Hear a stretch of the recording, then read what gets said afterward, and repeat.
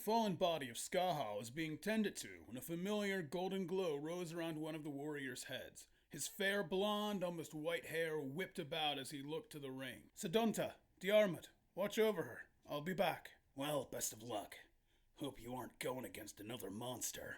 I appreciate the concern, but I get the feeling that this is more or less going to be a fair match. With that, he turned and began to walk, his cloak billowing as he crossed through the rubble and debris to meet the blood-stained sands of the arena. It was almost directly across from him where the next golden light shone, among the armored forces of King Arthur's men. A great noise had been raised as the sound of plate armor clattered and clanged among the others. You?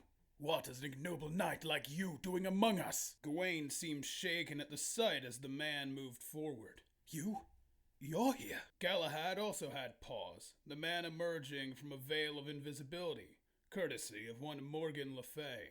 I knew he was coming this entire time. Thus, if any should be upset with him, it would be me, and I am not. You have welcomed Morgan to join us. Why not share that same kindness now? This person's features were dolorous and worn, his eyes tired as he looked up to the king, his armor caked in dirt, grime, and scarring. My king, do not have them give me such sympathy. Not until I've proven myself worthy in their eyes. Very well. It's a warrior that had pulled from the battlefield, or rather, from the run. The man made his way to the ring, his armor clutching to the dust that was kicked up as he approached it. As this British warrior approached the ring, he noticed his foe had his thumb resting in his mouth, mumbling something under his breath. They stood about 10 yards apart, eyes locking finally. The Irish warrior removed his thumb and cracked a smile to his foe. A knight to the round table. Even the Isles have heard of me then. I don't recall ever venturing to them. Hard to escape your tales, Lancelot. You are too kind. Well-meaning youth became a foolish adulthood. There are plenty of things that I regret. This is a tournament, and I'm no judge. Shall we get to it? Lancelot nodded, pulling free his sheathed sword. Arundite is my trusted sword. Be on guard or lose swiftly. It glimmered brilliantly with a golden hue among its worn and scratched facade as the sun parted over.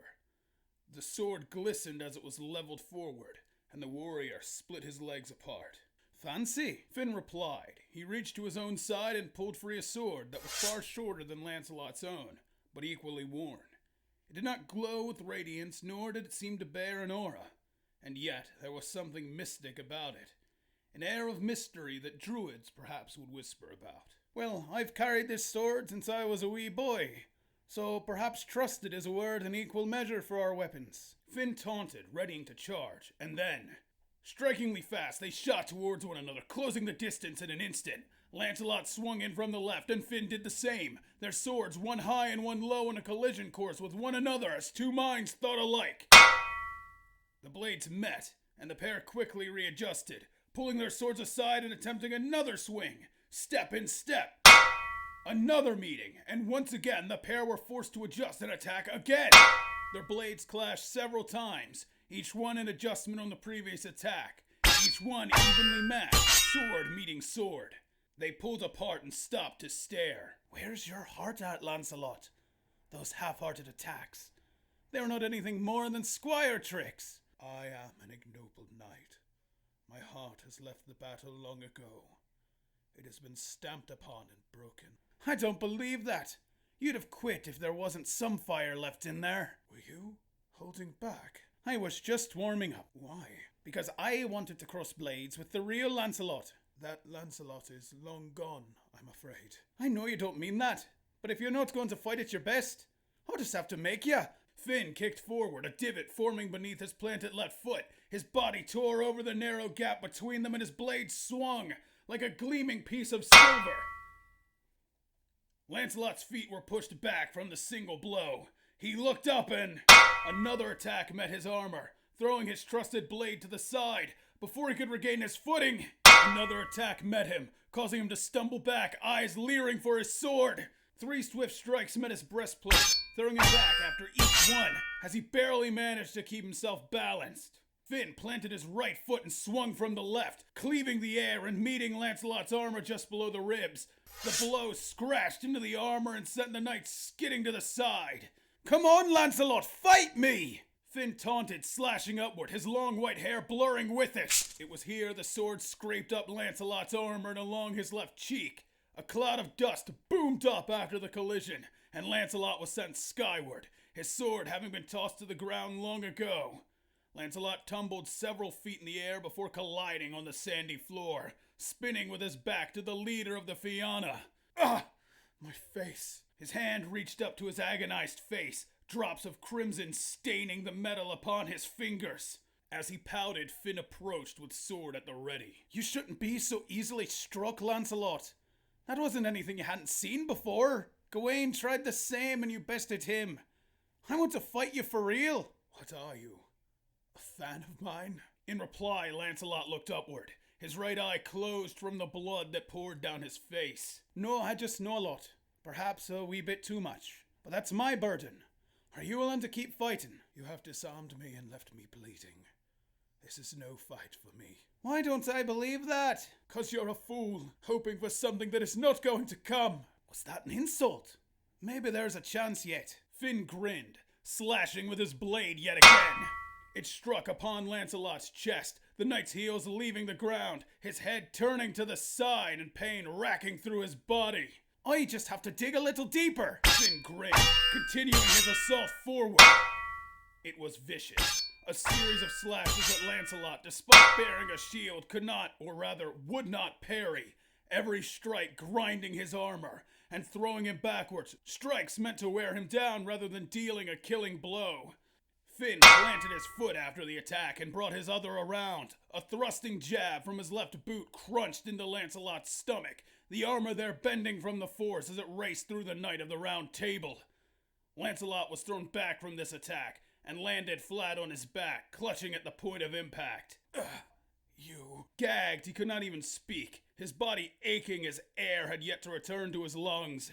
Fionn turned his back and walked several yards away to the place where Lancelot's sword sat. "This sword is very well made. The Lady of the Lake made it, correct?" "Yes. I used it to slay a dragon some time ago." "And you pointed it at your allies?" "Yes." "Is that what's holding you back? Betrayal? Hatred? Anger?" "Huh?" "The Armid in my own group and I have a relationship that is quite similar to yours with Arthur. We reconciled, and neither of us hold any more grudges, no matter what my family thinks of it." "Must be pleasant." "Your king himself said to you that if anyone would be upset with you, it would be him, and he isn't. Forgive yourself." "Forgive myself?" "Yeah, and try to slay me like you did that dragon." Lancelot pressed up to his feet, blood running from the side of his face and onto his armor, his hands wrapped around the grip of his sword. "You know what you're doing, right? Without burden, I am the greatest of the Knights of the Round Table, lest you count Galahad." "Then prove it to me. Come on, Lance. I cut that pretty face of yours. Want to cut mine back?" "You should be more cautious of things like that. That's how you end up dead." "Dead? Huh, that'll be the day. Haven't heard the horn blow yet." "You have been so patient and arrogant. Allow me to take charge then." "Ah, there it is." Lancelot rallied forward, sword tip gleaming as it caught a falling sunbeam. Lancelot's first swing blurred down, expert and concise. It ripped through the air and struck upon Fionn with a brilliant flash. His second attack was just as fast, a slash across the chest that ripped the ground from its moorings and into the air. The head of the Fianna was sent to the ground from the attack, gales of wind bursting beyond him in the aftermath. Despite that, Fionn pressed up, his left hand meeting the ground and his head looking down toward it, a cheeky smile crossing his face. "That's what I've been waiting for." "Don't be so overconfident!" Lancelot grit his teeth and delivered another swing. Finn's sword met it and the ground ripped again, the Irishman and his knightly foe standing toe-to-toe in the force of the attack. In a fraction of a second, Lancelot had let loose with a trio of strikes, the first a straight vertical swing that cut down, the second a horizontal slash that tore from left to right, and the third a pierce meant to knock Fionn down. The issue being that the fair-haired warrior was standing fine, his sword turned broadways to prevent the pierce from scoring firmly. Want to try that again? Finn's words echoed as he did his counterstrike, his sword meeting erendite without hesitation, a blurry cloud of dust spinning out from them. Lancelot swung his sword down, splitting the cloud of dust and smoke away before shaking his head. That was impressive, but you and I are on two different levels. He wants my best, and I will bestow it upon you without hesitation. Impressed, the Knight of the Round Table charged forward. Strikes blurred out in resonating forces, the two warriors swinging at one another like bolts of lightning in the midst of a thunderstorm. Each attack hammering out steel on steel, and neither backing down despite their spirited struggle. As the slashing continued, they pressed deeper and deeper into the destroyed ring, concentric circles spinning from their heels as the dust shot up and about them. Strikes bounced from one another's defenses like a choreographed dance. Then, when as the storm of slashes reached a fever pitch, Lancelot's sword ripped outward. It dashed across the defending sword of Fionn aimed for his chest, and it struck. Crimson ripped out in a line and the Irishman fell backwards, his mail and leather splitting from the force of the attack. His fair-haired head bounced against the sandy floor as the dust began to fall from the choked air around him. Well then, I believe that is the conclusion. Well met, Fionn. Conclusion, huh? Even with all this blood, I wasn't thinking about a conclusion. Even after all that, it isn't gonna beat me. Fionn grimaced, pressing up to his feet, blood running down from his chest. Is that right? Then another one! Lancelot roared, charging again. Finn's head was turned to the side, a crimson streak racing through a severed length of his fair hair, as his right cheek was cut open and into. Not that one either! They tumbled to the ground, one atop the other. Lancelot pinned beneath Finn's weight with the tip of his foe's sword dangling right over his face. What? You took that attack on purpose? I had calculated the risk. So call it now, or should I stab you? Lancelot looked up at the glistening tip of his foe's blade, and where it dangled, his own sword trapped beneath Finn's knee. I would rather not die here. I yield. It was a good match. Fionn rose, victory assured. Getting the real Lancelot, I mean. That's a challenge if I've ever seen one. You took it in stride, I must say. Even had I been fighting at my best from the start, this would have been a likely outcome. It was with a gesture Fionn lifted Lancelot up to his feet. I find it hard to stand warriors that lose their way. Forgiving isn't easy. At all, really. But once you forgive yourself, you can start moving forward. Best of luck in your future matches. I hope our match didn't hinder you so. I'll be fine. A drink of water and I'll have nothing to worry about. Fionn smirked as he said that, before turning away and returning to his terrace, a smile crossing his face as he sheathed his sword. In Susanoo's terrace, young Momotaro found himself surrounded by the halo of golden light, yet no other combatant seemed to mark the same. Huh?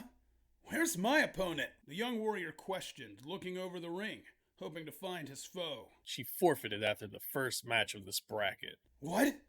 Before the fight even started? I wonder why, though. She was from the Greek contingent, and even when they are over their heads, they can still put up a more than imposing fight, from what I've seen. Lord Susanoo, I didn't want to buy. It doesn't seem right. I'm aware, Momotaro, but sometimes things do not go as planned. I didn't want to lose the Monkey King either. Take the time to rest, and look over your potential opponents. Maybe you'll find something that I cannot. If you say so. In the back of the Greece terrace, where his opponent should have been. I respect your decision, Queen Hippolyta, but why? Diomedes questioned, his head tilting to the side. Where is the sense in fighting when the victor of the bracket is already decided? Heracles or Thor, you mean? You believe the matches will go through one of them. Honestly, I can't deny that. Exactly. Well, I see your point, but a few of us are holding out that one of those two tire themselves out. Not an honorable victory, but tournament fatigue is part of the challenge of games like these. If I cannot beat Heracles at his best, there is no sense in fighting against him at all. That is your choice, Queen Hippolyta. And what of you, King Diomedes of Argos? Are you intending to continue? Yes, I am. Achilles lost. Odysseus is not competing. I need to show that the generation after yours has some merit. And the favor of Pallas Athena. Well, most of us have that. As the confusion cleared, Charlemagne looked over at the best looking of his paladins, who bore now the golden halo of light. Astolfo, I told you your patience would pay off. Don't blink, your highness. I'll be sure to end this quick. Came Astolfo's response and a wink as he jumped into the ring.